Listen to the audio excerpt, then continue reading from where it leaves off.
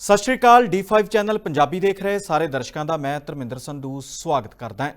देश दे विच नवीं चर्चा छिड़ गई है कि देश का नाम भारत होवे जां फिर इंडिया। तुहानूं दस दईए कि G20 समिट हो रही है भारत दे विच दिल्ली दे विच। इस दे चलदिआं राष्ट्रपति भवन दे विच भोजन दिता जा रहा है, डिनर दिता जा रहा है, तो उहदा जिहड़ा सद्दा पत्तर है वो चर्चा दे विच है। सद्दा पत्तर के उत्ते प्रेजिडेंट ऑफ इंडिया की बजाय प्रेजिडेंट ऑफ भारत लिख दिता गया, जिस तो ये विवाद पैदा होया है। विरोधियों ने लगातार सरकार नूं घेरना शुरू कर दिता है कि अपनी मनमर्जी के फैसलों के नाल भाजपा कुछ दा कुछ कर रही है। पहला भी कई थावां दे नाम बदले जा चुके हैं, तो हुण विवाद पैदा होया है कि भारत होवे जां फिर इंडिया, ते तीजे पासे हिंदुस्तान भी कहा जाता है। तो हुण तुहानूं दसदे हां कि असल दे विच ये रेड़का किवें बरकरार है ते इहदा हल की निकलेगा। कि सचमुच भारत जां इंडिया दोवां दे नामां दे विच किन्ना क फर्क पै जांदा है, कित्थे किन्ना क अंतर आ जावेगा। जिक्रयोग है कि प्राचीन काल तो ही भारत दे अलग अलग नाम रहे ने।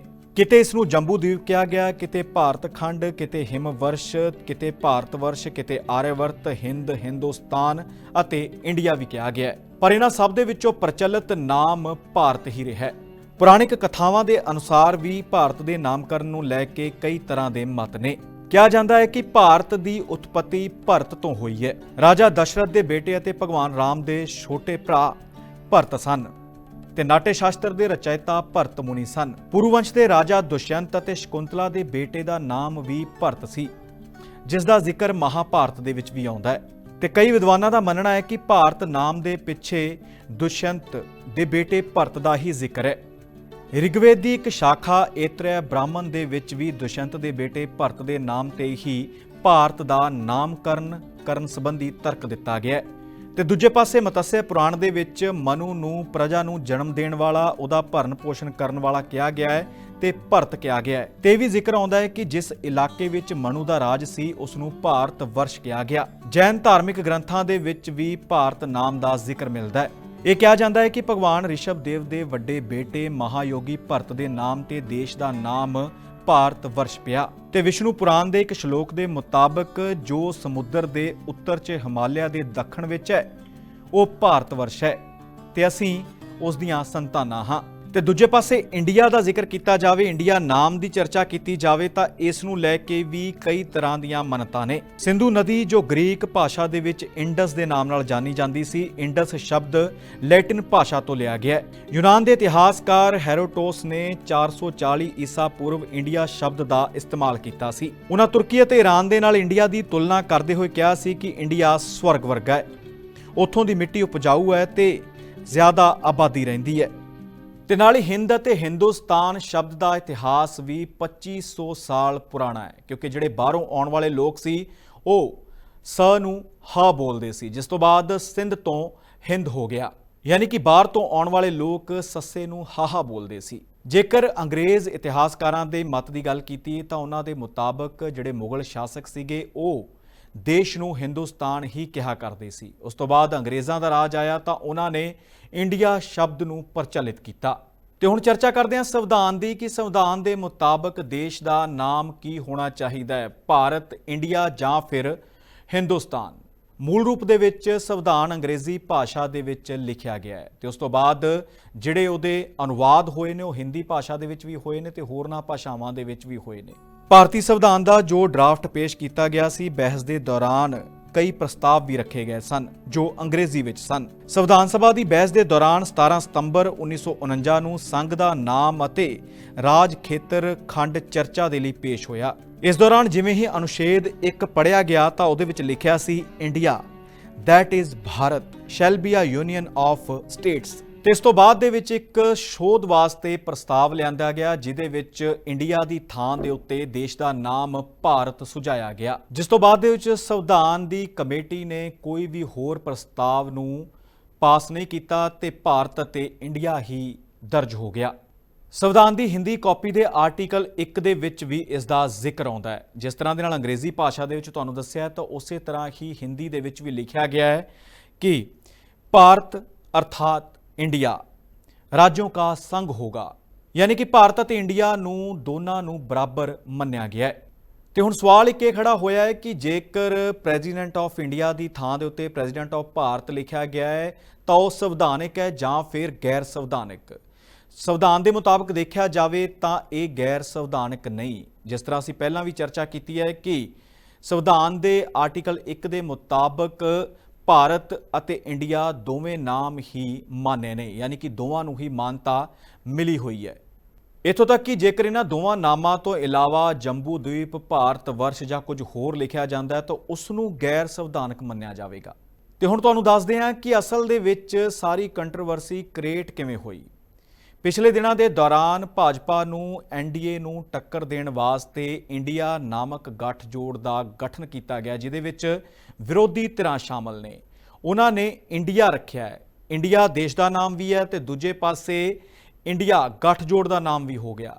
ਕਈ ਕੰਪਨੀਆਂ ਦੇ ਨਾਮਾਂ ਦੇ ਪਿੱਛੇ ਇੰਡੀਆ ਲੱਗਦਾ ਹੈ, ਰਿਜ਼ਰਵ ਬੈਂਕ ਆਫ ਇੰਡੀਆ ਲੱਗਦਾ ਹੈ, ਸਟੇਟ ਬੈਂਕ ਆਫ ਇੰਡੀਆ ਲੱਗਦਾ ਹੈ ਤੇ ਕਈ ਹੋਰ ਨਾਮ ਨੇ ਜਿਨ੍ਹਾਂ ਦੇ ਪਿੱਛੇ ਇੰਡੀਆ ਲੱਗ ਜਾਂਦਾ ਹੈ।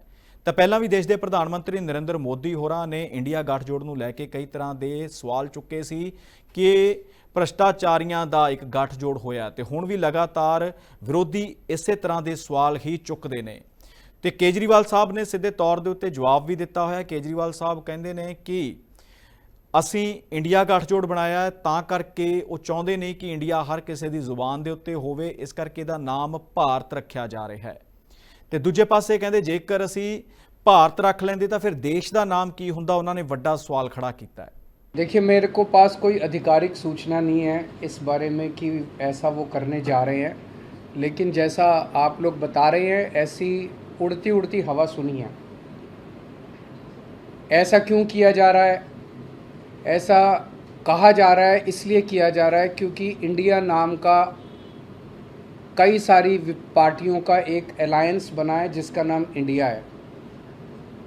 तो अगर किसी पार्टियों का अलायंस इंडिया बन जाता है तो वो देश का नाम बदल देंगे।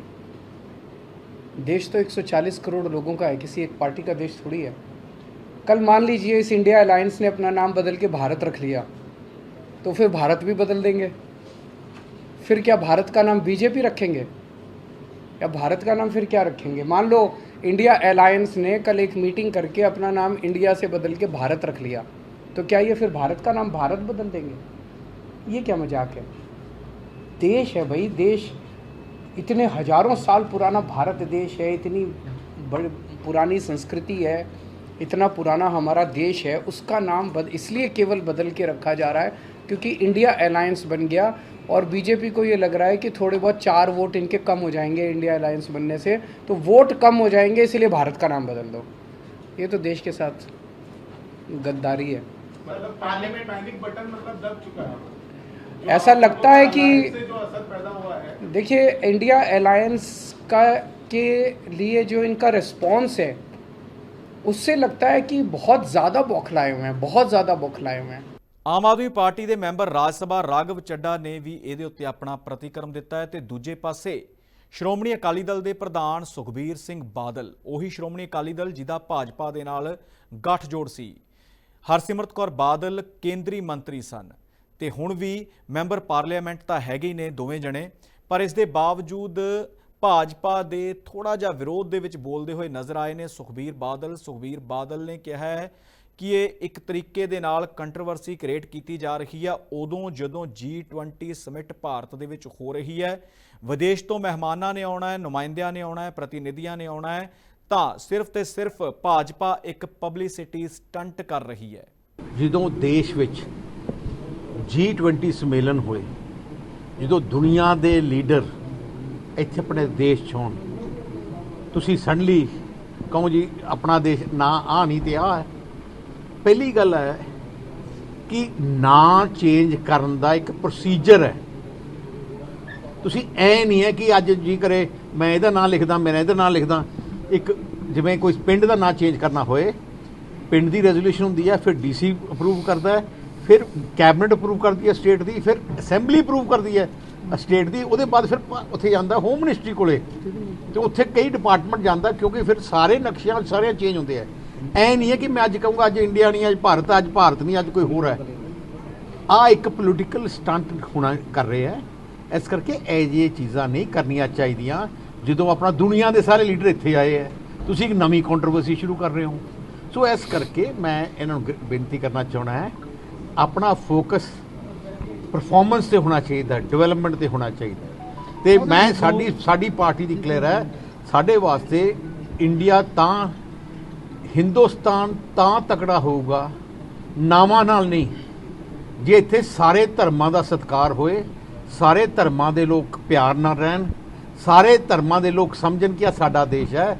ਆਹ ਸਭ ਤੋਂ ਵੱਡੀ ਅਚੀਵਮੈਂਟ ਕਿਸੇ ਸਰਕਾਰ ਦੀ ਹੋ ਸਕਦੀ ਹੈ। ਇਸ ਕਰਕੇ ਆਹ ਸਰਕਾਰਾਂ ਦਾ ਨਿਸ਼ਾਨਾ ਆਹ ਹੋਣਾ ਚਾਹੀਦਾ ਹੈ ਕਿ ਸਾਰੇ ਧਰਮਾਂ ਦੀ ਖੁਸ਼ੀਆਂ ਪ੍ਰਾਪਤ ਕਰਨ, ਸਾਰਿਆਂ ਨੂੰ ਇਕੱਠੇ ਰੱਖਣ। ਤੁਹਾਨੂੰ ਦੱਸ ਦਈਏ ਕਿ ਇੰਡੀਆ ਦਾ ਨਾਮ ਬਦਲ ਕੇ ਭਾਰਤ ਕਰਨ ਨੂੰ ਲੈ ਕੇ ਕਈ ਤਰ੍ਹਾਂ ਦੀਆਂ ਪਟੀਸ਼ਨਾਂ ਵੀ ਪੈ ਚੁੱਕੀਆਂ ਨੇ, ਬਿੱਲ ਵੀ ਪੇਸ਼ ਹੋ ਚੁੱਕੇ ਨੇ। ਜੇ ਕਰੋਨਾ ਦਾ ਬਿਊਰਾ ਦਿੱਤਾ ਜਾਵੇ ਤਾਂ ਸਭ ਤੋਂ ਅਹਿਮ ਜਿਹੜਾ ਬਿੱਲ ਪੇਸ਼ ਹੋਇਆ ਸੀ 2012 ਦੇ ਵਿੱਚ ਕਾਂਗਰਸ ਦੇ MP ਵੱਲੋਂ ਇਹ ਪੇਸ਼ ਕੀਤਾ ਗਿਆ ਸੀ, ਜਿਨ੍ਹਾਂ ਦਾ ਨਾਮ ਸੀਗਾ ਸ਼ਾਂਤਾ ਰਾਮ ਨਾਇਕ।